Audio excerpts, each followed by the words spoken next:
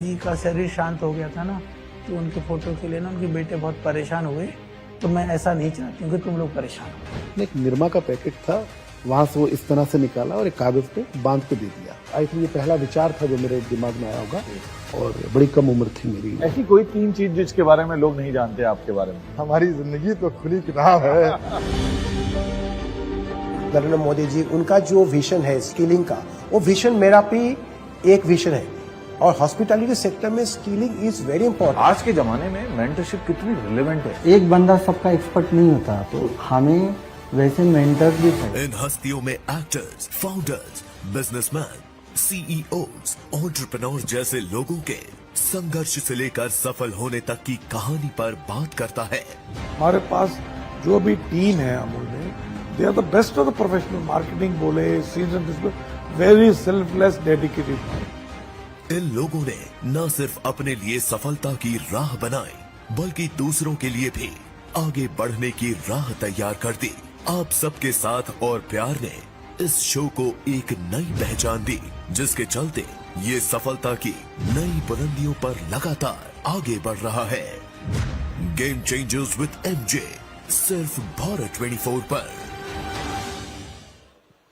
जोरदार तालियों के साथ करते अगले सेशन की शुरुआत मंच पर बुलाना चाहूंगी पूर्णिमा मिश्रा को, और समाजवादी पार्टी के अध्यक्ष और उत्तर प्रदेश विधानसभा के leader of opposition Akhilesh Yadav ji, आप भी मंच पर आइए।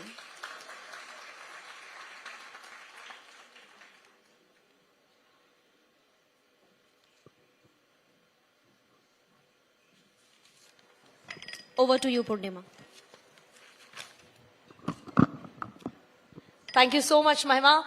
हालांकि इंट्रोडक्शन की जरूरत नहीं है, लेकिन फिर भी अखिलेश यादव जी जिस तरीके से इंडिया गठबंधन का प्रमुख चेहरा पार्टी के तौर पर हैं, जिस तरीके से समाजवादी पार्टी की लेगेसी को आगे कंटिन्यू करते हुए और उत्तर प्रदेश में अपनी राजनीति को आगे बढ़ाते हुए नजर आ रहे हैं, बहुत बहुत स्वागत अखिलेश यादव जी आपका भारत 24 के इस मंच पर करती हूँ।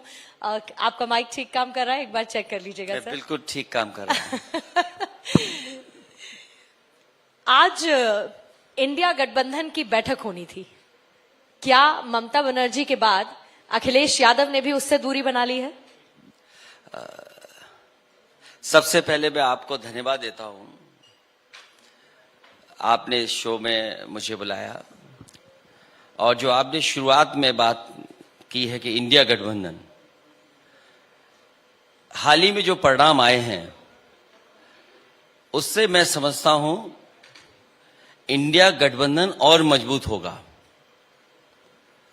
इंडिया गठबंधन से जनता को और उम्मीद बढ़ेगी कि वो गठबंधन और मजबूत कैसे हो। ये आप सच में कहना चाहते हैं या कोई मजबूरी है जिसकी वजह से आप ये कह रहे हैं? हम जैसे नेताओं के लिए कोई मजबूरी नहीं है। अखिलेश जी, आज आप अलग मूड में लग रहे हैं। और हाल ही में जो परिणाम आए हैं वो बीजेपी के लिए चिंता का विषय होना चाहिए। बीजेपी के लिए ये बात हो सकता लोगों को लगे कि मैं क्या कह रहा हूं। हाल ही में जो परिणाम आए हैं वो बीजेपी के लिए चिंता का विषय इसलिए होना चाहिए कि जो जनता का मूड है वो परिवर्तन का है। जैसा कि मैं सभी चैनल, अखबार और एनालिसिस पढ़ रहा हूं, वो ये कह रहे हैं कि जनता का मूड परिवर्तन का है, और अगर एक प्रदेश में कांग्रेस पार्टी या जो दल था उसका व्यवहार वैसा ना होता तो परिवर्तन वहां पर भी हो जाता। तो इसलिए ये परिणाम जो आए हैं वो बीजेपी के लिए एक चिंता का विषय है, क्योंकि जनता का मूड परिवर्तन का है। मायावती जी ने कहा कि जो चुनाव आए हैं वो नतीजे गले से नीचे नहीं उतर रहे। ऐसे बहुत सारे लोग हैं जो शायद आपकी बात सुनकर अभी ये कह रहे होंगे कि जो अखिलेश यादव जी कह रहे हैं वो गले से नीचे नहीं उतर रहा। कांग्रेस की शर्मनाक हार, बीजेपी की प्रचंड बहुमत से जीत, बीजेपी के लिए चिंता का विषय परिवर्तन के रूप में कैसे अखिलेश यादव जी? आज की जीत जो हुई है, हो सकता है वो कल बीजेपी की हार हो का संदेश हो। और जब आप ही लोग कह रहे हैं, मैं तो सभी चैनलों को देखा हूं, यहाँ जो लोग बैठे हैं उन्होंने भी चैनल्स देखे होंगे या जो अखबारों में देखा होगा, पढ़ा होगा, उन्होंने कहा कि जनता का परिवर्तन का मूड था। राजस्थान में परिवर्तन क्यों आया? क्योंकि जनता परिवर्तन चाहती थी। छत्तीसगढ़ में क्यों परिवर्तन आया? मैंने तो बीजेपी के स्पोक्स पर्सन को सुना कि जनता परिवर्तन चाहती थी। तो अगर जनता ही परिवर्तन चाहती थी, तो अगर हम इन 4 स्टेट्स के चुनाव को एनालिसिस करें तो यही बात समझ में आती है कि जनता परिवर्तन चाहती है। तो फिर दिल्ली का चुनाव जब होगा तो परिवर्तन क्यों नहीं जनता चाहेगी? तो ये चिंता का विषय है भारतीय जनता पार्टी के लिए। और जो सवाल हैं वो सवाल कहीं गए नहीं हैं। वही सवाल किसानों की आय दोगुनी, बीजेपी को बताना चाहिए अगर वो जीत गए हैं तो पूरे उत्तर प्रदेश में किसानों को धान की आय दोगुनी हो गई है उनकी। आज के महंगाई में किसानों के जो गन्ने की कीमत है वो दोगुनी हो गई है। और ये बात तो बीजेपी को बताना चाहिए कि अब कोई बेरोजगार नहीं बचा है, सबको रोजगार मिल गया है। और जो महंगाई दिख रही है इसका भी समाधान हो गया है। तो ये जो सवाल है, और फिर उत्तर प्रदेश को लेकर के अगर हम कहें, उत्तर प्रदेश में ये कहा गया कि आने वाले समय में उत्तर प्रदेश की $1 ट्रिलियन की इकोनॉमी होगी। मैं अभी सदन में था, मुख्यमंत्री जी, उनके सहयोगी लोग, उनके कैबिनेट के लोगों ने एक बार भी सप्लीमेंट्री बजट में $1 ट्रिलियन इकोनॉमी की बात नहीं की। और यहां तो बहुत जागरूक और पढ़े लिखे लोग बैठे हैं, अर्थव्यवस्था को भी समझते होंगे। अगर आज बीजेपी को $1 ट्रिलियन की इकोनॉमी चाहिए तो ग्रोथ रेट होनी चाहिए 34%। क्या 34% हासिल कर लिया उन्होंने? और फिर अभी सप्लीमेंट्री बजट लेकर के आए थे, क्योंकि ये स्टेट बहुत बड़ा है। यहां से प्रधानमंत्री जी हैं, यहां से और भी मंत्री हैं, यही प्रदेश सरकार बनवाता है। तो अगर सप्लीमेंट्री बजट लेकर के आए हैं तो खर्च कितना किया है पुराने बजट में? 65% खर्च हुआ है। अब से थोड़ी ही देर पहले इसी मंच पर ब्रजेश पाठक जी ये कह के गए हैं कि आपके आंकड़ों की समझ बहुत कमजोर है, और इसी जनता को, इन्हीं युवाओं को वो एक एक आंकड़ा गिनवा कर गए हैं कि कैसे 1 ट्रिलियन इकोनॉमी की तरफ उत्तर प्रदेश बढ़ रहा है, कैसे इन्वेस्टर्स समिट, जिसमें आप कहते हैं कि इन्वेस्टर्स अब रहना नहीं चाहते यूपी में, उसका एक एक आंकड़ा वो रखते हुए कह के गए हैं कि आपकी आंकड़ों की समझ बहुत कमजोर है। मैं आपसे ज्यादा सहमत रहूंगा। आप उनसे पूछिए कि रियल इन्वेस्टमेंट कहां हुआ है, और अगर रियल इन्वेस्टमेंट हुआ है तो लोगों को नौकरी और रोजगार भी मिले होंगे।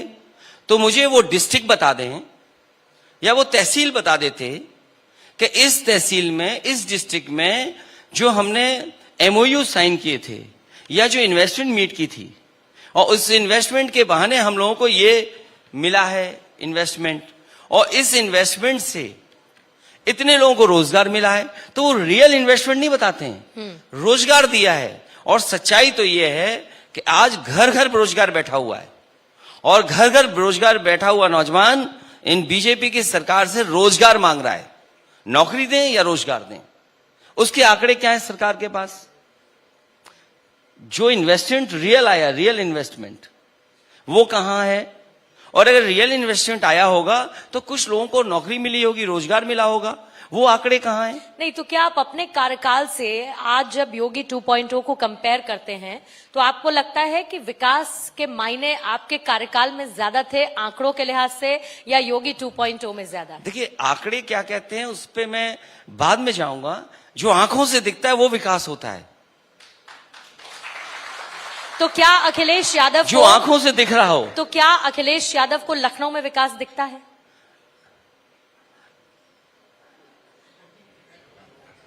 ये बात तो मुझे आपसे पूछनी चाहिए। मुझे दिखता है सर। अगर आपको लखनऊ में मुझको दिखता है तो अगर आपको लखनऊ में विकास दिखता है, जो कुछ अपनी आंखों से आपने देखा होगा वो सब समाजवादी पार्टी की सरकार का होगा। सर देखिए, मेरा तो घर है, उत्तर प्रदेश मेरा घर है, और इसीलिए लखनऊ कैसा विकसित हुआ है, पूरा प्रदेश कैसे विकसित हुआ है, मैं आपके कार्यकाल से लेकर योगी 2.0 के कार्यकाल तक मैं देखती आई हूं। और इसीलिए मैं कम से कम किसी झूठे बहाने और झूठे बयानों में मैं नहीं आती, इसीलिए मैं अपनी आंखों से देखती हूं। लेकिन मैं क्या कहना चाहती थी आपसे, मेरा सवाल यह था कि लखनऊ में मुझे विकास दिखता है, क्या अखिलेश यादव को अयोध्या में विकास दिखता है? क्या अखिलेश यादव को जेवर में विकास दिखता है? क्या लोगों की अर्थव्यवस्था, उनकी पर एनम इनकम में, पर कैपिटा इनकम में विकास दिखता है? देखिए, मैं तीनों बातें बोल देता हूं आपसे। पहले तो सरकार ये बताए कि पर कैपिटा इनकम क्या है। पर कैपिटा इनकम सरकार क्या बताती है यूपी की? वो आंकड़े झूठे बताती है। अगर पर कैपिटा इनकम सही है तो इसी लखनऊ शहर में एक बहन ग्रेजुएट थी, उसको नौकरी नहीं मिली, उसने आत्महत्या कर ली।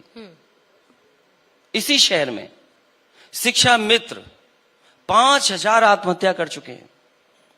इसी शहर में समाजवादी सरकार की वर्ल्ड क्लास और आज के समय के हिसाब से जो पुलिस को रिस्पांस सिस्टम दिया था डायल 100, उसकी बेटियों पे लाठी चलाई इस सरकार ने, केवल इसलिए कि वो 3000 रुपए अपना वेतन बढ़वाना चाहती थी।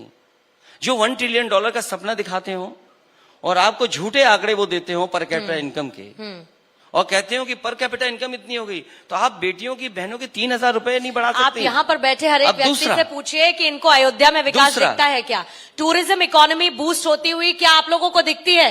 हाँ या ना में बताइएगा। उत्तर प्रदेश में टूरिज्म इकोनॉमी बूस्ट होती हुई दिखती है? उधर पीछे से हाँ, आगे से ना, ये कुछ ये आगे से ना, पीछे से हाँ, तो इसको मिक्स ले लेते हैं। किसी को दिखता है और किसी को नहीं दिखता है। लेकिन आप मुझे ये बताइए सर, बिल्कुल ठीक कह रहे हैं सर, अयोध्या का मतलब पूरा उत्तर प्रदेश नहीं हुआ, लेकिन पूरे उत्तर प्रदेश में कोई तो ऐसा काम होगा योगी आदित्यनाथ सरकार का जो अखिलेश यादव को लगता हो कि नहीं भाई बढ़िया हुआ है। बढ़िया हुआ है काम। क्या हुआ है? ट्रैफिक सिपाहियों से ज्यादा सड़कों पे सांड दिख रहे हैं अखिलेश जी, और ये मैं सच बोल रहा हूँ। नंदी कहिए। और मैं आपसे कह रहा हूँ अखिलेश जी, नंदी कहिए। अयोध्या से लेकर के लखनऊ आ जाएं, अगर आपको ट्रैफिक पुलिस से ज्यादा सांड न दिखाई दे तो बताइएगा मुझे। आपको सांड दिखते हैं, योगी आदित्यनाथ को नंदी जी दिखते हैं। अब इस परसेप्शन का क्या कीजिएगा?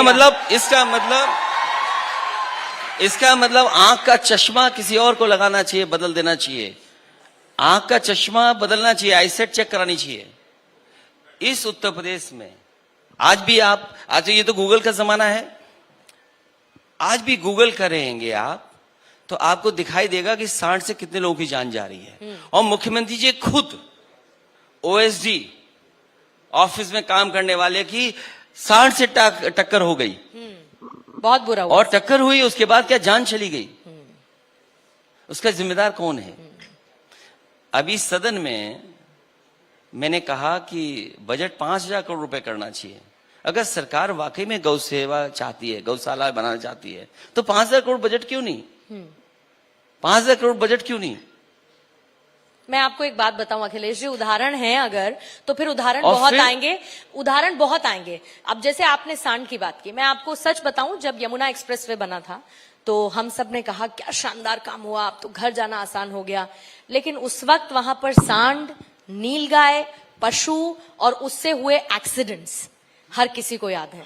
और इसीलिए मैं कह रही हूं कि उदाहरण बहुत हैं, उनका तुलनात्मक अध्ययन हो सकता है, वो किया जा सकता है। लेकिन क्या इस चीज के अलावा उत्तर प्रदेश में योगी सरकार का कोई काम आपको सुहाया नहीं? आप बताइए ना सर। सब मैं बता दूंगी, तो मुझे समाजवादी पार्टी ज्वाइन करनी पड़ेगी, फिर मैं आपका काम कर सकती हूँ। देखिए, मैं आपसे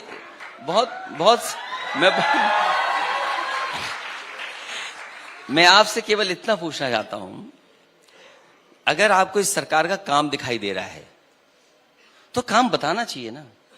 सर वो बताते हैं, आप नकारते हैं। नहीं, मुझे आप बताइए ना कोई एक बड़ा काम। आप नकार दीजिए। नहीं, मुझे उनको बताने का मौका मत दीजिए। नहीं, मुझे ये बताइए, जब बजट आप 70% नहीं खर्च कर पा रहे हैं, सप्लीमेंट्री बजट मांग रहे हैं, आप ये कह रहे हैं कि हम स्वास्थ्य सेवाएं बेहतर कर रहे हैं। स्वास्थ्य सेवाएं किसी हॉस्पिटल में आप चले जाएं, केजीएमयू में चले जाएं, आप लोहिया इंस्टीट्यूट में चले जाएं, आप कैंसर इंस्टीट्यूट में चले जाएं, आपको इलाज नहीं मिल रहा। और जो सबसे बेहतरीन सिस्टम था आपका डायल 100 के साथ साथ जो एम्बुलेंस की व्यवस्था की थी समाजवादी सरकार में, वो खत्म कर दी। आज आप फोन मिलाइए, एम्बुलेंस नहीं मिल रही। और एक उदाहरण मैं देता हूं आपको, भारतीय जनता पार्टी के पूर्व सांसद, उनको बेटे का इलाज चाहिए था। वो एक अस्पताल से दूसरे अस्पताल गए, दूसरे अस्पताल से तीसरे अस्पताल गए, उन्हें इलाज नहीं मिला, उनके बेटे की जान चली गई। तो ये किसकी वजह से गई जान? क्या आपको लगता है कि उत्तर प्रदेश में इंसेफ्लाइटिस पर रिकॉर्ड कंट्रोल कर पाई है योगी सरकार? क्या आपको लगता है उत्तर प्रदेश में मेडिकल कॉलेजेस बना पाई है योगी सरकार? या फिर आपको लगता है, जैसा कि ब्रजेश पाठक जी ने कहा, कि पुरानी चीजों पर हम बढ़िया नई रैपिंग करके अब परोस रहे, क्या करें, क्या करेंगे? हमारे मुख्यमंत्री 46 में 56 बोलते हैं, तो मैं क्या उम्मीद करूंगा उनसे? उन्होंने कहा कि हम मेट्रो चलाएंगे झांसी में, मेट्रो चलाएंगे गोरखपुर में। क्या गोरखपुर में मेट्रो चल गई? क्या झांसी में मेट्रो चल गई? आज भी जो उत्तर प्रदेश में मेट्रो चलती हुई दिखाई दे रही हैं, सब की सब समाजवादी सरकार की है। मुझे आप बताइए, इस सरकार ने किस जिले में मेट्रो चलाई है? आपने चलाई है, ये मुझे पता है, ये अच्छी बात है। और आप आज अच्छे मूड में अखिलेश जी, ये बात बहुत अच्छी है, वरना आप दूसरे जोन में चले जाते हैं, ये भी मुझे पता है।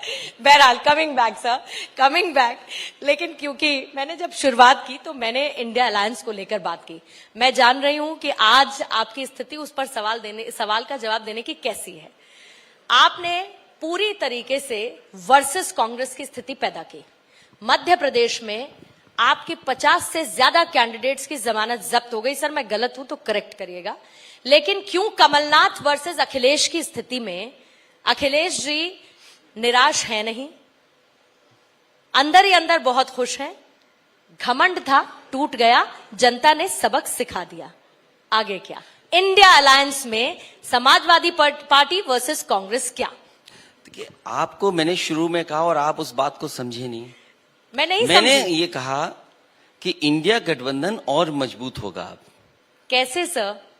चेहरा है नहीं, सीट शेयरिंग फॉर्मूला है नहीं, मैं बोल रहा हूं कि कैसे होगा? आपको ये बात समझ में कैसे समझाऊं मैं? सर, आप मैंने आपसे कहा कि इंडिया गठबंधन और मजबूत होगा। कैसे? और ये जो बात अहंकार या इस तरह की बात कह रहे हैं आप, ये तो बाय ओपन प्लेटफॉर्म पे मैंने कह दिया। तो ये जो हमारी पार्टी का हारना, वहां पर हमारी पार्टी का कोई संगठन नहीं था। हमारी पार्टी का कुछ जिलों में संगठन है, हम उन्हीं सीटों को लेकर के बातचीत कर रहे थे। जब कांग्रेस ने हमें साथ नहीं रखा तो हमें अपनी पार्टी के लिए, अपनी पार्टी को बचाने के लिए खुद लड़ना पड़ा। तो इसमें क्या गलत हुआ? पुरानी बात खत्म हो गई, अब असली लड़ाई शुरू होगी। वो दूसरी लड़ाई थी, मतलब अब बड़े लोग बड़ी लड़ाई होने जा रही है। आपका साथ नहीं दिया, बड़ी लड़ाई में, मतलब आप बड़ी लड़ाई में समाजवादियों का सबसे बड़ा योगदान होने जा रहा है, और उसमें भी उत्तर प्रदेश का सबसे बड़ा योगदान होगा। उसके लिए हम लोग तैयार हैं। बीएसपी के साथ होगा? देखिए, जो पहले से गठबंधन चल रहे हैं, उन्हीं गठबंधन को आगे लेकर के समाजवादी पार्टी चलेगी। आपने गठबंधन का जिक्र किया सर। ओम प्रकाश राजभर कहते हैं कि हम अगर गठबंधन करते हैं तो हम दल बदलू हो जाते हैं। 8 बार आपकी पार्टी ने किया गठबंधन, तो आप दल बदलू नहीं हुए। फिल इन द गैप्स वालों से बात नहीं करता मैं। वो ये भी कहते हैं कि 38% पिछड़ा आज आपकी वजह से बीजेपी के साथ है।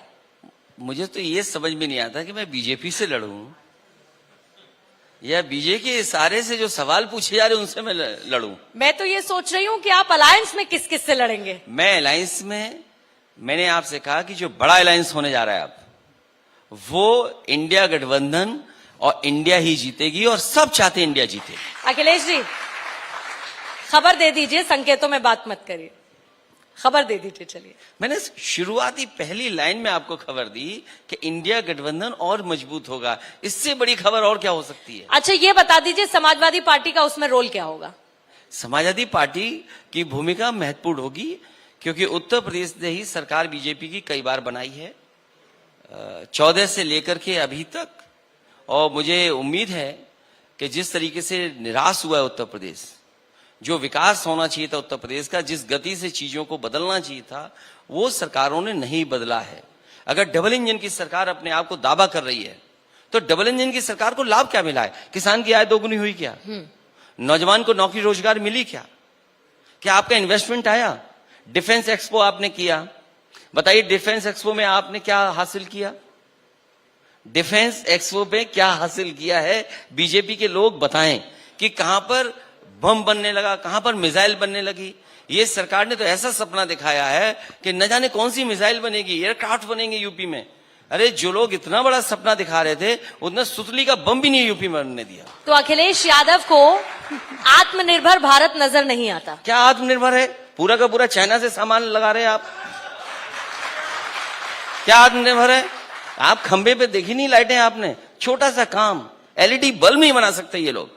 क्या आत्मनिर्भर बनेंगे अपने आप को? आप जितने भी और ये जितने मोबाइल स्टार्टअप्स हैं ये और मोबाइल लोकल हैं, के लिए वोकल होने की बात जब प्रधानमंत्री करते हैं, ये उन सब का अपमान है अखिलेश अच्छा, यादव वोकल- जी। क्या अगर बोला? आप ये कहते क्या हैं आपने बताया? लोकल के लिए वोकल, लोकल के लिए वोकल, लोकल के लिए वोकल, जब प्रधानमंत्री कहते हैं जितने स्टार्टअप्स हैं डिफेंस सेक्टर में, जिस तरीके से भारत आत्मनिर्भर होता हुआ नजर आ रहा है, तेजस की उड़ान में आपने प्रधानमंत्री जी को लोकल से देखा, वोकल। सैल्यूट किया कि सर नहीं किया, ये बताइए। मैं आपसे कहता हूं, अगर लोकल से वोकल करना है तो आप बोइंग के एयरक्राफ्ट पे क्यों चल रहे हो? आप बैलगाड़ी पे क्यों नहीं चलते हैं? आप बोइंग के एयरक्राफ्ट से क्यों चल रहे हैं? आप बैलगाड़ी में चलने वाले अभी भी चलते हैं। रॉयल्स रॉयल्स के इंजन क्यों चला रहे सुजागंज हैं से आप? बाराबंकी बैलगाड़ी में जाती हूं मैं, और बताइए। देखिए, आप बात समझ नहीं पा रही हैं। आप बात नहीं समझ पा रही हैं। आप बात नहीं समझ पा रही हैं।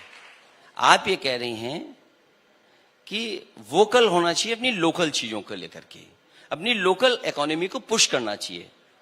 आप अमेज़न के माध्यम से चीजों को बढ़ा रहे हो। क्या ये लोकल है? क्या अमेज़न? मुझे बताइए, लोकल है क्या अमेज़न? बिल्कुल नहीं है। मैकडोनल्ड्स लोकल है क्या? क्या पिज्जा हट लोकल है क्या? आप चाइना से आप इंपोर्ट कितना कर रहे हैं? आपने गुजरात के लोगों को सब लाइसेंस देकर के पूरा का पूरा इंपोर्ट कर रहे हैं आप वहां से।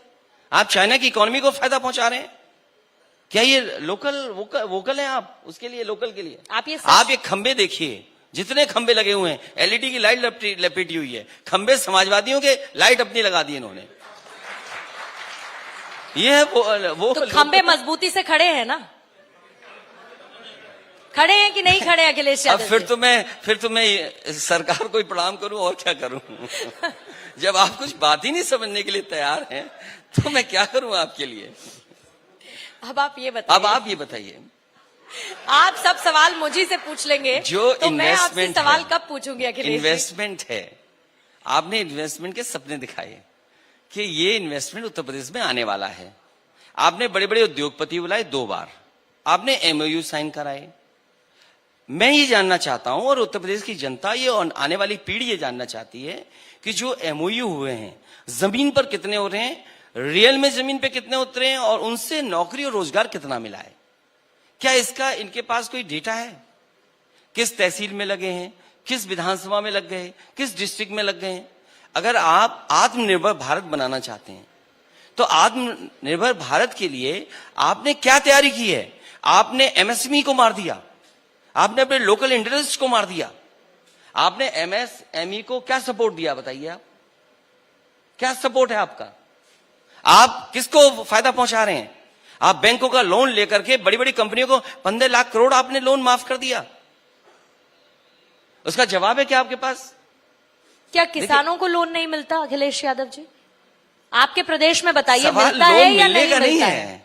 सवाल लोन मिलने का नहीं है, ईज ऑफ उनके डूइंग लोन बिजनेस माफ प्रदेश करने में का है सवाल या है। नहीं है? ईज ऑफ डूइंग बिजनेस इस प्रदेश में है या नहीं है? छोटे लघु उद्योग, मध्यम उद्योग क्या बढ़ते हुए अखिलेश यादव को नजर आए हैं या नहीं आए हैं? मैं आपसे कोई वो बात नहीं कर रहा हूं जिसका जवाब मैं ऐसा मांग रहा हूं जो जवाब नहीं हो सरकार के पास। अगर सरकार के ईज ऑफ डूइंग बिजनेस से कोई इन्वेस्टमेंट आया हो तो बताए सरकार, और उस इन्वेस्टमेंट के आने से कितनी नौकरी, कितने रोजगार मिले, ये सरकार बताए। इसमें क्या गलत हम पूछ रहे हैं? और फिर जब आत्मनिर्भर की बात कर रहे हैं, तो आपने अपनी स्मॉल स्केल इंडस्ट्रीज को, मीडियम स्केल इंडस्ट्री को क्या सपोर्ट दिया है? क्या बजट के माध्यम से आपने सब्सिडी दी है? जिस तरीके से आपने बैंकों का 15 लाख करोड़ बड़े बड़े उद्योगपतियों का माफ किया है, क्या आपने छोटे छोटे उद्योग चलाने वालों का कुछ सहूलियत दी है, मदद की है? या आपने किसानों को जो लोन लिया है, सवाल लोन लेने का नहीं है, सवाल है लोन क्या मिला है, उसको माफ करेंगे कि नहीं करेंगे? आपका संकल्प तो ये होना चाहिए कि अगर 15 लाख करोड़ हमने उद्योगपतियों का लोन माफ किया है तो हम अपने किसानों का 2 लाख करोड़ भी माफ करेंगे। क्यों नहीं माफ करती सरकार? हमें सरकार में बैठाइए समाजवादियों को, सब किसानों का लोन माफ हो जाएगा। आप बताइए मंडी कौन सी बनाई आपने? आप एग्रीकल्चर इंफ्रास्ट्रक्चर तैयार करना चाहते हैं, तो एग्रीकल्चर इंफ्रास्ट्रक्चर में आपका धान है, किसान का खरीदेंगे कैसे आप? उसके लिए लॉजिस्टिक्स, उसके लिए आपने मंडी कहां बनाई है? अगर एक भी मंडी बनाई हो तो बता दें हमें। आपको आप पूछिए, व्हाट्सएप करिए जहां से व्हाट्सएप आ रहा है कि एक भी अगर मैंने आपका मंडी व्हाट्सएप अगर बनाई हो, अखिलेश जी, अगर मैंने आपका व्हाट्सएप देख लिया, देख लीजिए, आप मेरा देख लीजिए, तुरंत लीजिए। सवाल वो नहीं है ना अखिलेश जी, आप उसमें पूछ नहीं, सवाल क्या पूछे जाएं? या ऐसे बच के नहीं निकलते, तो मैं आपसे ये कह ऐसे रहा बच के नहीं निकलते अखिलेश यादव जी। एक हमें बताइए आप कि आपने मंडी बनाई हो एक जी, जैसे डेयरी है, डेयरी सेक्टर है, इससे हर किसान गरीब जुड़ा हुआ है, शहर के लोग जुड़े हुए हैं। और अगर दूध का रेट और हम कंट्रोल कर सकें, हम अपने किसानों को लाभ पहुंचा सकें। पूरे उत्तर प्रदेश में सबसे ज्यादा समाजवादियों ने कारखाने लगवाए, डेयरी प्लांट्स लगवाए, अमूल के 3 लगवाए, आपको पराग का लगाया। ये बताएं बीजेपी के लोग, इन्होंने कौन सा प्लांट लगाया? मैंने एक काऊ मिल्क प्लांट लगाया, काऊ मिल्क प्लांट, यूपी का पहला काऊ मिल्क प्लांट लगाया कि उससे प्रोडक्ट्स जो होंगे वो सब काऊ मिल्क के होंगे। इस सरकार ने बंद कर दिया। उसमें टेट्रा पैकिंग थी, टेट्रा पैकिंग आज के समय के हिसाब से जो सबसे हाइजीनिक पैकिंग है वो टेट्रा पैकिंग थी। टेट्रा पैकिंग का प्लांट नहीं चला। इनसे पूछिए कि कौन सा प्लांट लगाया आपने?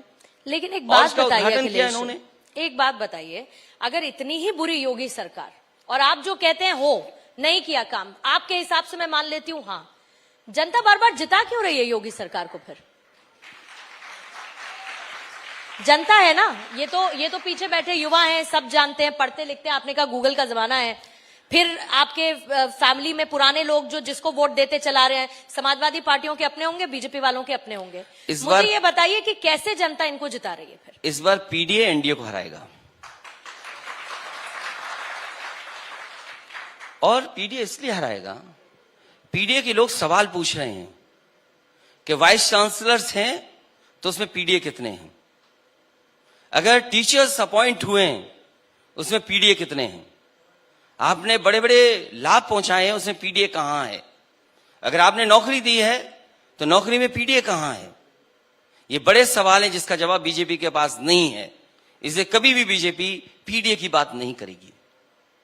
लेकिन आप भले ही वो पीडीए की बात ना करे, हम कितने से हारे? 22 में हम कितने से हारे? 30 वोट से, 40 वोट से, 300 वोट से, 700 वोट से, 500 वोट से, 400 वोट से।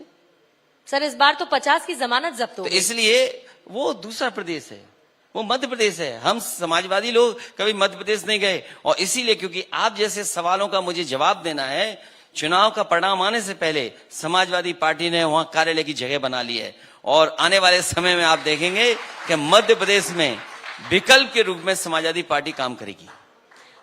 80 सीटों को लेकर 2024 के लिहाज से यूपी में अखिलेश यादव की तैयारी क्या है? 80 के 80 समाजवादी पार्टी मिलकर के गठबंधन का साथ लेकर के बीजेपी को हराएगी। बड़ी भविष्यवाणी कर रहे हैं आप अखिलेश यादव जी। जब तक बड़ा सपना नहीं देखेंगे तो क्या छोटा सपना पूरा होगा? 80 की 80 सीटें हराएगा गठबंधन। परिवारवाद और तुष्टीकरण के जो आरोप लगते हैं उसका क्या कीजिएगा? अगर ये सवाल का जवाब आप मुझसे मांग रही हैं तो मैं चाहूंगा कि एक जेब में मैं लेके आया हूं इंडिया टुडे का पूरा परिवार, पूरा बीजेपी का मैं परिवार लेके आया हूं। आप कृपया करके पढ़ के बता दीजिए। मैंने थोड़ी देर पहले ये सवाल कृपया करके ये पढ़ के बता दीजिए। मैंने उनसे भी पूछा तो उन्होंने मुझे एक परिभाषा बताई। नहीं, मैं आपसे चाहता हूं, उन्होंने कहा एनडीए के खानदानी सहयोगी। ये आप पढ़ दीजिए। किसने दी पहले ये बताइए। मैं लेके आया था। आपने हेडलाइन खुद दी, एनडीए के खानदानी सहयोगी। कई रंग में शामिल है इस भगवा में, देखिए ये पढ़िए, ये शक्लें आप पहचानती होंगी सबकी। मुख्यमंत्री योगी आदित्यनाथ ने विधानसभा में एक पर्चा पढ़ के बताया था। क्या था? 46 में 56 ना क्या 46 में 56? खूब शायरियों का दौर वहां चला और एक पर्चा पढ़ के उन्होंने न्यूज़पेपर की एक कटिंग सुनाई जिसमें आपके लिए बड़ी अच्छी अच्छी बातें लिखी गई थी। कुछ आप खिलाड़ी बन गए थे, आप कुछ छक्के मारने लगे हैं, वो सोच रहे थे कि आपको पुरस्कृत कर दिया जाए, वैसे ही पर्चे आप लेकर फिर आए। आप भी उलझ गई ना, मैंने कहा वो भी लाए, आप भी लाए। अगर मैं क्रिकेट के सिक्सर की बात करूं, छक्के की, और वो कुछ और समझ जाए तो उसके लिए मैं क्या कर सकता हूं? तो क्रिकेट का सिक्सर, ये आपको पढ़ना चाहिए। खेल कैसा चल ये रहा है इसलिए पढ़ना चाहिए कि ये जरूरी इसलिए है कि आप लोग भी ये बोला करें, तो वो देश की जनता ही जानेगी कि पार्टी में कैसे परिवार फल फूल रहे हैं, पार्टी में फलते फूलते परिवार। ये पढ़िए आप एक काम करिएगा, वो थोड़ी देर पहले आपने व्हाट्सएप का जिक्र किया, सर व्हाट्सएप कर दीजिएगा। नहीं, मैं व्हाट्सएप नहीं करूंगा। मैं आपसे व्हाट्सएप तो तब जब दूर हो कोई इंसान, जब आप बगल में बैठे हैं हमारे, तो व्हाट्सएप क्यों करूंगा मैं आपको? मैं तो आपको ये दे रहा हूं परिवारवाद, बीजेपी का परिवारवाद। इसको अगर आप पढ़ लीजिए। आप बीजेपी का परिवार क्यों नहीं पढ़ते हैं? मैंने 4 पन्नों में इकट्ठा किया हुआ है और मैं जानता था ये सवाल मुझ पे बीजेपी के लोग पूछवाएंगे, तो मैं लेकर के आया था अपने साथ। कोई सवाल हर और जो मुख्यमंत्री योगी जी हैं, अखिलेश, शुरुआत इन्होंने की है परिवारवाद की। अखिलेश जी, इस बात को भी समझ लीजिए। कांग्रेस के रास्ते पर आप मत चलिए कि हम हो जाते हैं कांग्रेस के बीजेपी रास्ते के पे नहीं प्रवक्ता। हूं। मत चलिए उस रास्ते पर, क्योंकि आप पर सूट नहीं करता वो। जो मुख्यमंत्री योगी जी हैं, उन्होंने मुझसे पहले परिवारवाद शुरू किया। वो मुझसे पहले लोकसभा में गए। अगर उनके परिवार के सदस्य मठ के न होते, उनके परिवार के सदस्य अगर सांसद नहीं होते और उनको उत्तराखंड से न बुलाया होगा, तो वो शायद लोकसभा में नहीं होते। हमसे पहले वो लोकसभा में गए, हमसे पहले परिवारवाद उन्होंने शुरू किया है। हम तो उन्हें फॉलो कर रहे हैं। तो अगर फॉलो कर रहे हैं तो क्या गलत कर रहे हैं हम? इसमें कोई जवाब हो आपके पास तो बताइए। नहीं, इस पर बीजेपी जवाब देगी। मैंने कहा तो आप उनको तो ये दिखाइए, बीजेपी का पढ़ एक के बार बताइए सर। मैं शुरू आपसे करिए, चाहूंगा कि शुरू कृपा करिए। मैं करके आपको समय देती हूँ। शुरू मेरी आप मदद करिए। हाँ, ये जो बीजेपी का फलता फूलता परिवारवाद है, ये पढ़ दीजिए। पढ़िए ना आप सर। मैं नहीं पढ़ूंगा इसको। क्यों? मैं चाहता हूँ कि चश्मा आप मंगवा पढ़ें। दीजिए अखिलेश जी का। नहीं, चश्मे की जरूरत नहीं है मुझे। हाँ। मुझे चश्मे की जरूरत नहीं है। मैंने जब कहा आपसे, मैंने आपसे कहा योगी जी जो देश के होम मिनिस्टर है उनका परिवार, पूर्व मुख्यमंत्री उनका परिवार, ज्योतिराज सिंधिया जी क्या हैं? क्या हैं वो? उनके परिवार के कितने सदस्य हैं? रक्षा मंत्री जी के परिवार के सदस्य हैं कि नहीं है? पूर्व मुख्यमंत्री के सदस्य हैं कि नहीं है? मुख्यमंत्री जी खुद परिवारवाद की वजह से हैं कि नहीं है? अब आप खुद ही चश्मा ढूंढ रही हैं तो मैं क्या करूंगा आपका? अच्छी बात यह है क्योंकि मुझे चश्मा आज तक आपके पास भी चश्मे नहीं की- है। वो मुझे आज चश्मा तक इसलिए चश्मे नहीं है की क्योंकि जरूरत पढ़ना नहीं पड़ी। जानते आप। लेकिन मेरे पास पर्चा नहीं है, बस दिक्कत यह है सर। बहरहाल बीजेपी भी यहाँ नहीं है और मेरे पास पर्चा भी नहीं है। लेकिन फिर ऐसे मुझे याद आता है तो अखिलेश यादव कौन है, फिर मुझे याद आता है कि राहुल गांधी कौन है, फिर इसी तरीके की फहरिस्त है। बस मेरे पास पर्चा नहीं है, दिक्कत इसी बात की है। वरना मैं बिना चश्मे के बहुत बढ़िया आपको पढ़ के बताती। या फिर बीजेपी का कोई यहाँ होता अगर तो बिना वो चश्मे आपको के आप पढ़ बता- सकते हैं तो ये 2 पन्ने जरूर आपको पढ़ना चाहिए। मैंने कहा तो कि कम ये से काम कम आपका आईसाइट है, तो सर। आपकी चेक हो जाए मैं कि आप अपना- पढ़ भी पाती हैं कि नहीं पढ़ पाती हैं। आप पढ़िए घोषणा पत्र और आप आईसाइट पढ़िए। के साथ साथ कैमरा भी चेक हो जाएगा सुनिए, कि अखिलेश कैमरा जी। ये चलाता है कि नहीं चलाता है। अखिलेश जी, आप मुझसे बड़े हैं, पद में भी और बहुत धन्यवाद आपका। सम्मान के साथ भी।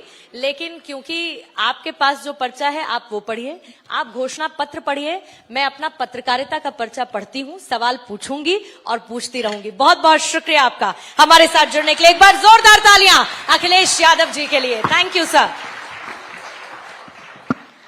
अखिलेश यादव जी, आप मंच पर ही रहिए। मैं मंच पर बुलाना चाहूंगी मनोज जिज्ञासी जी की। अखिलेश जी, आप मंच पर रहिए। गोविंदा जी, आप भी मंच पर आइए। एक और सुपर इंडियन को सम्मानित करने का वक्त आ चुका है। Mister Abhimanyu Singh ji, director SK Associate and Grow Lotus Fintech Private Limited. Abhimanyu ji, SK Associate और Grow Lotus Fintech Private Limited के डायरेक्टर अभिमन्यु सिंह जी, मध्य प्रदेश के छोटे से गांव से देश के कई शहरों में अभी तक अपनी 9 से ज्यादा ब्रांचेस शुरू कर चुके हैं।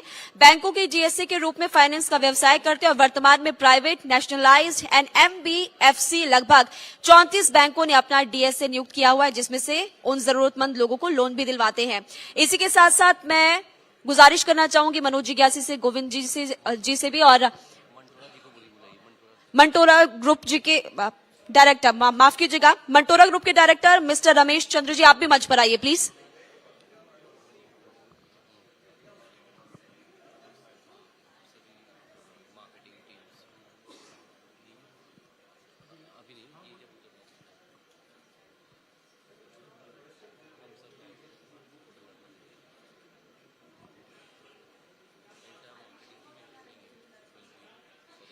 Thank you so much Ramesh जी।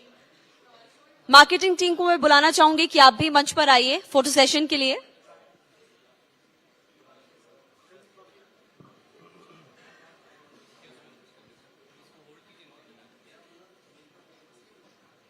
जोरदार तालियां हो जाए।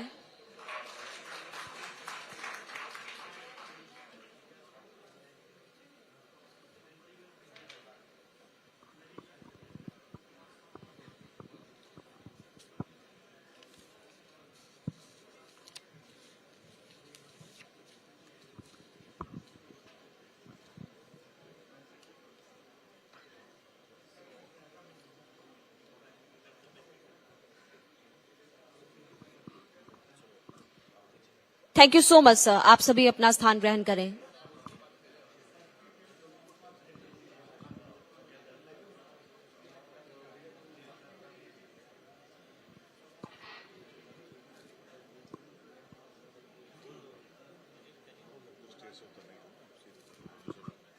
आप सभी का बहुत बहुत शुक्रिया, आप अपना स्थान ग्रहण कर सकते हैं। Thank you so much.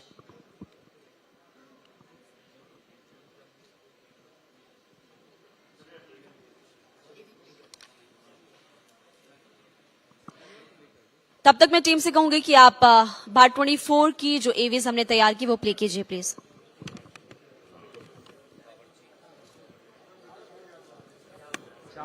संवाददाता होंगे जो एक रिपोर्ट।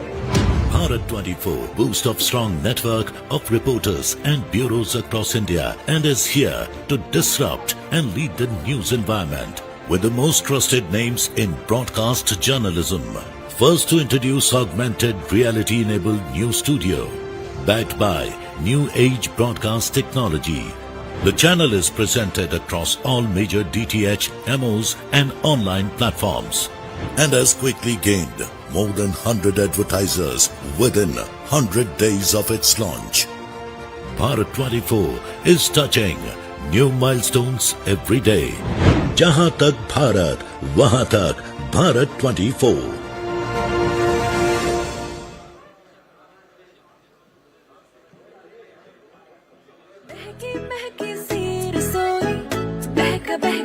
समन है, चखलू में सब कुछ ऐसी दिल को लगी लगन है, सेहत से भरा। आप सभी प्लीज अपना स्थान ग्रहण कीजिए। फिटनेस हेल्थ ऑयल ने ये जादू कर डाला। 100% tasty, 100% healthy. Fitness health oil बढ़ाए रिश्तों में प्यार, स्वस्थ रहे पूरा परिवार।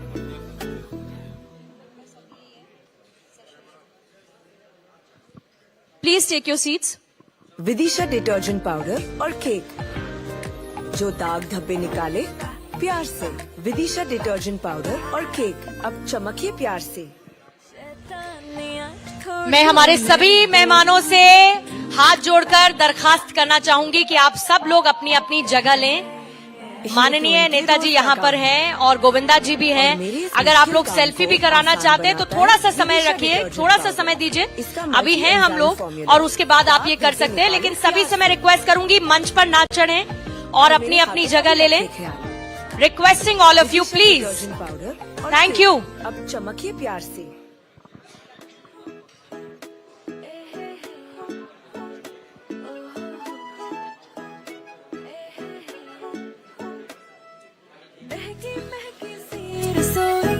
बहका बहका समन है, चखलू में सब कुछ ऐसी लगी लगन है, सेहत से भरा है हर एक निवाला, फिटनेस हेल्थ ऑयल में ये जादू कर डाला। तो खाओ खिलाओ और फिक्र को भूल जाओ, फिटनेस हेल्थ ऑयल के संग।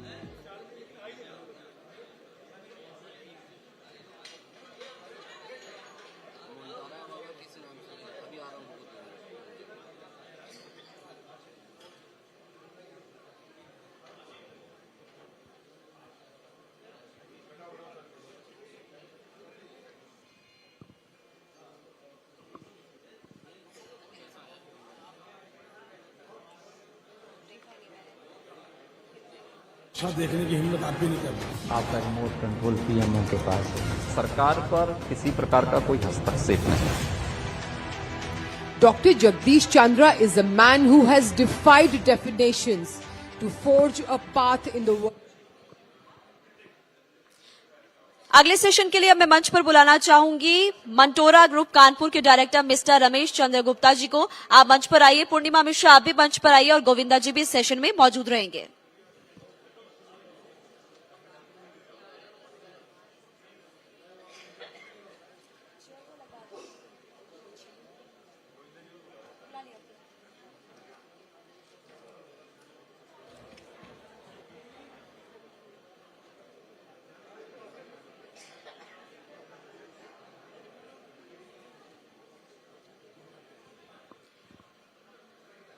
मैं मंच पर बुलाना चाहूंगी गोविंदा जी को। पूर्णिमा मिश्रा आप भी मंच पर आइए और मंटोरा ग्रुप कानपुर के डायरेक्टर मिस्टर रमेश चंद्र गुप्ता जी आप भी मंच पर आइए प्लीज।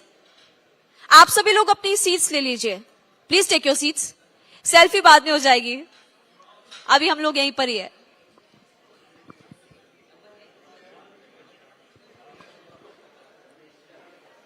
पूर्णिमा मिश्रा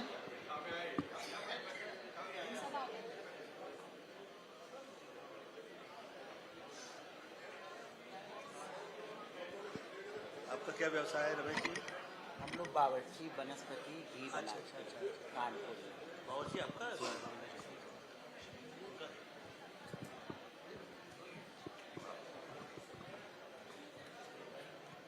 घी, वनस्पति घी जो आता है वो डालडा टाइप का, बावर्ची मेरा है। अच्छा बावर्ची डालडा ही टाइप का होता है, तो डालडा आता है ना, और सोयाबीन रिफाइन बनाते हैं और पशु आहार बनाते हैं कैटल फीड, और अइजन में डिटर्जेंट भी चालू किया, सोया बड़ी हो गया इस टाइप।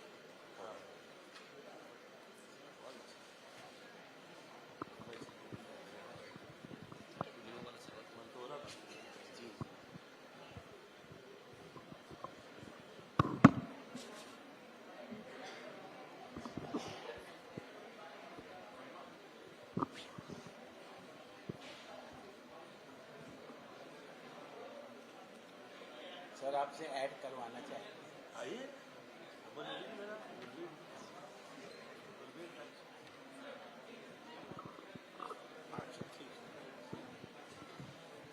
शुरू करते हैं सर।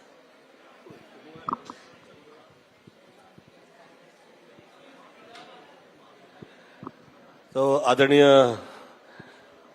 रमेश चंद्र गुप्ता जी का स्वागत करता हूं मैं इस मंच पे, और धन्यवाद देता हूं कि आप आया है, कि आपके इस मंच के माध्यम से और आपके इस इंटरव्यू के माध्यम से बहुत लोग ये समझेंगे कि व्यापार में कैसे आगे निकला जा सकता है। तो आपके लिए पहला सवाल ये है कि पूछना चाहूंगा कि इंसानों का खाने की बात तो होती ही है, लेकिन पशुओं के भोजन में आप लोग जो नंबर 1 ब्रांड बने हैं, ये आसान तो नहीं है। नंबर 1 ब्रांड बनने की कहानी क्या है? यूपी में नंबर 1 ब्रांड है हम लोगों का, और हम लोग क्वालिटी की वजह से अपने ब्रांड को आगे बढ़ा रहे हैं। थोड़ा सा और नो डाउट क्वालिटी तो पहले हम लोग 87 में फैक्ट्री लगाई थी कानपुर में, और धीरे धीरे अपनी क्वालिटी के बल पे और भी प्रोडक्ट, पशु आहार बनाया और डिटर्जेंट बनाया, सोया बड़ी है, और कोहलू का भी प्लांट लगाया है इसमें, जो सरसों तेल आता है। इस टाइप से धीरे धीरे एक करके प्रोडक्ट बढ़ाए हैं अपनी क्वालिटी की ही उससे। ये सच है कि जो जीवन में आगे निकलता है उसके अंदर तो क्वालिटी और उसके प्रोडक्ट में क्वालिटी तो वही करती है। ईमानदारी और वफादारी जो है वही आदमी को टॉप पे ले आती है। तो जी सर, जो ईमानदार है सफल है, जो सफल है मतलब ईमानदार है। जी जी जी, ये सच है। आप बिल्कुल। देखिए, आपके मंटोरा ग्रुप की स्थापना अब कब हुई ये भी आप बताइए, और इसके अलावा इसमें क्या क्या प्रोडक्ट्स आप बनाते हैं? 1987 में रनिया कानपुर में फैक्ट्री लगाई थी और इसमें प्रोडक्ट वनस्पति घी बनाया है, सोयाबीन रिफाइंड है और सरसों का तेल कोहलू लगाए हैं। धीरे धीरे करके प्रोडक्ट बढ़ाए हैं और पशुहार बढ़ाया है, सोया बड़ी है और डिटर्जेंट भी बना रहे हैं अभी इस समय। तो अपनी क्वालिटी के दम पे धीरे धीरे करके काम बढ़ाया है जी। शुरुआत में तो हमने देखा है कि जब बिजनेस शुरू होता है तो थोड़ी बहुत परेशानी आती है, कैसे लोगों में आपने अपना विश्वास बनाया? अपनी क्वालिटी पे दम पे लोगों पब्लिक पे विश्वास बनाया है। कोई क्वालिटी अच्छी देंगे तो पब्लिक पसंद करेगी, अगर क्वालिटी नहीं अच्छी होगी तो फिर पब्लिक तो लाइक नहीं करेगी ना। मतलब यही है कि क्वालिटी के लिए आप बहुत क्वालिटी ईमानदारी जी आपकी जी, है, क्वालिटी से अपनी पहचान बनाई है। पहचान है। वाह वाह वाह, बहुत अच्छे। तो भविष्य को लेकर आपकी योजनाएं क्या है और कौन कौन से सेक्टर में जाने की तैयारी है? अब भविष्य में तो अभी बायोडीजल का सोच रहे हैं बनाने का। अभी तो यही प्रोडक्ट है, इन्हीं में ज्यादा जोर दे रहे हैं कि और अच्छे से मार्केट कवर हो जाए। और फिर बायोडीजल का भी सोच रहे हैं धीरे से जी, लेकिन अभी उसमें कुछ है नहीं, मतलब विचार कर रहे हैं अभी। रमेश जी, क्योंकि अब हम देख रहे हैं मल्टीनेशनल कंपनीज आजकल कितनी ज्यादा आ गई हैं, हाउस होल्ड प्रोडक्ट्स में अगर एमएनसी यानी कि मल्टीनेशनल कंपनीज को हम देखें तो कंपटीशन को कैसे देखते हैं आप? उसमें कंपटीशन तो देखिए बहुत है मल्टीनेशनल कंपनी में। अब वो लोग भी मार्केट में बड़े कॉमर्शियल ढंग से आ गए हैं, लेकिन हम लोग तो अपने यूपी में और बिहार में ही ज्यादा हैं अभी। तो अपने मतलब क्रेडिट के मतलब देते हैं व्यापारियों को, इस ढंग से ही हम लोग अपना प्रोडक्ट में क्वालिटी की वजह से ही टिके हैं। अपने प्रोडक्ट्स को लेकर आप कुछ बताना चाहेंगे कि आने वाले टाइम में आप क्या चेंजेस करने वाले हैं, क्या कुछ नया लेकर आ सकते हैं आप? ऐसा कोई अभी प्लान तो हो? जो प्रोडक्ट है उन्हीं में ज्यादा ध्यान दे रहे हैं। इतने प्रोडक्ट जो भी हैं हमारे उसी पे ज्यादा जोर दे रहे हैं। गोविंदा जी, आप कुछ पूछना चाह रहे हैं? बस वो तो जो जवाब दे रहे हैं वो उसमें अलट पलट के जवाब का कई जगह ही नहीं है।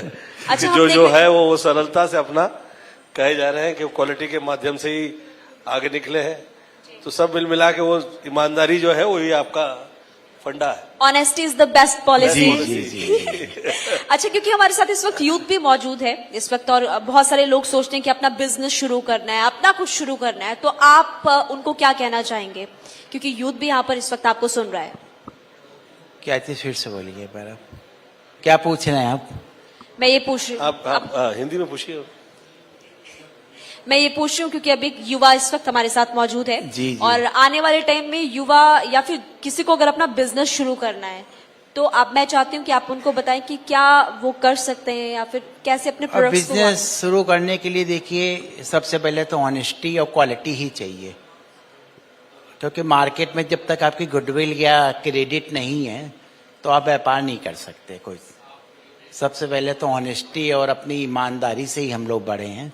हम लोगों के मार्केट में आप कहीं भी पता करें गुडविल नंबर 1 है।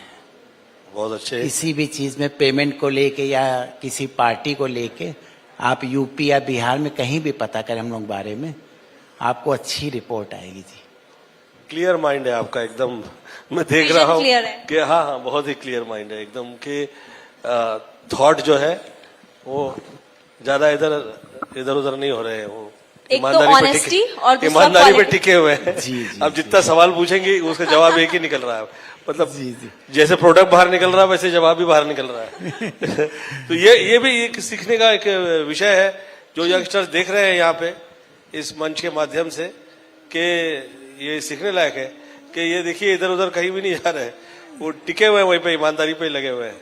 बहुत जी, कमाल है, जी, बहुत जी। अच्छा लगा आपके साथ मिलके। जी जी बहुत अच्छा है, बहुत सुंदर लगा। और हमें बहुत अच्छा लगेगा अगर जोरदार तालियां इस सेशन के लिए हो जाएं। Thank you so much Ramesh Chandra Gupta ji, director हैं आप मंटोरा ग्रुप कानपुर के। और मैं रिक्वेस्ट करना चाहूंगी, thank you so much Govinda ji, Thank you but so you much. Stay on stage. Mahima thank you so much sir, आप भी रुकिएगा। और मैं मनोज जिज्ञासी जी से रिक्वेस्ट करूंगी कि वो मंच पर आए और मोमेंटो प्रदान करें मिस्टर रमेश चंद्र गुप्ता जी को। आप डायरेक्टर हैं मंटोरा ग्रुप कानपुर के। और एक बार जोरदार तालियां इस सम्मान के मौके पर भारत 24 के इस मंच से।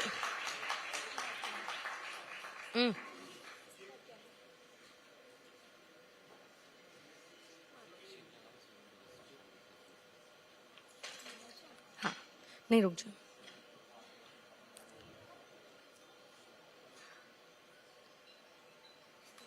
Thank you so much sir.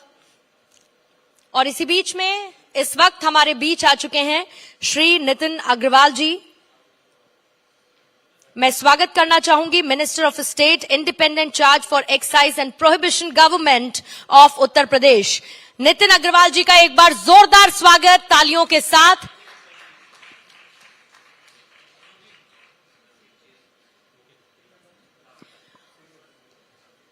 Manoj जिज्ञासी जी को मैं मंच पर साथ ही आमंत्रित करना चाहूंगी और रिक्वेस्ट करूंगी नितिन अग्रवाल जी से कि वो भी मंच पर उपस्थित हों।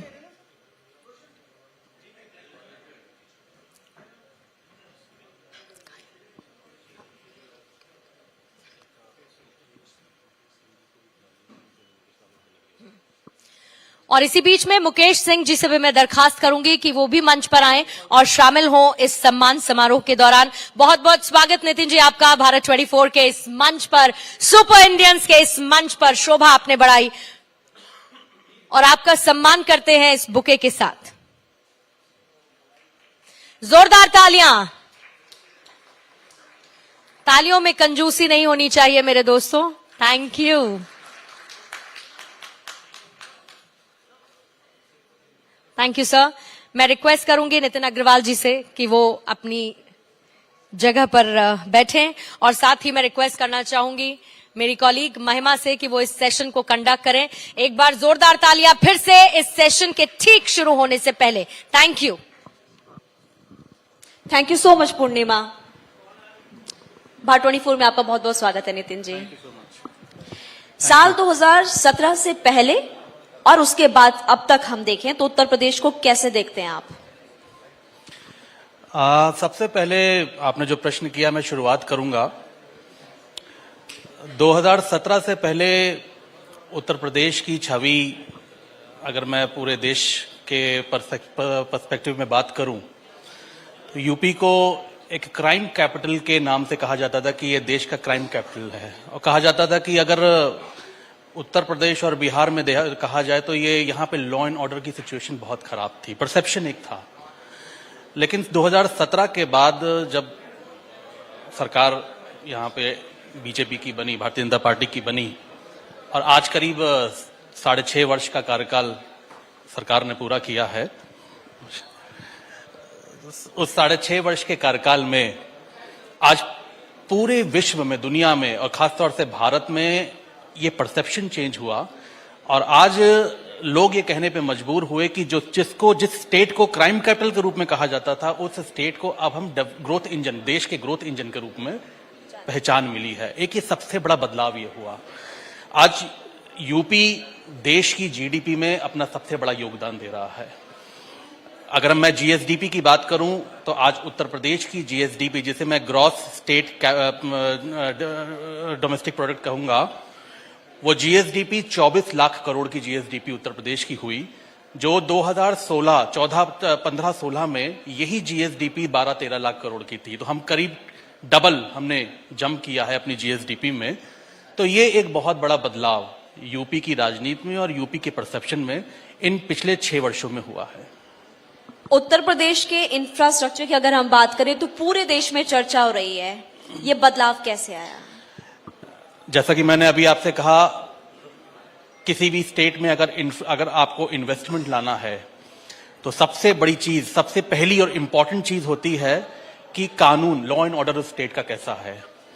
इंडस्ट्रियलिस्ट तभी उस स्टेट में आता है जब उसे ये विश्वास होता है कि अगर वो अपनी इंडस्ट्री को लेकर आएगा उस स्टेट में तो वो सिक्योर होगा, सेफ होगा।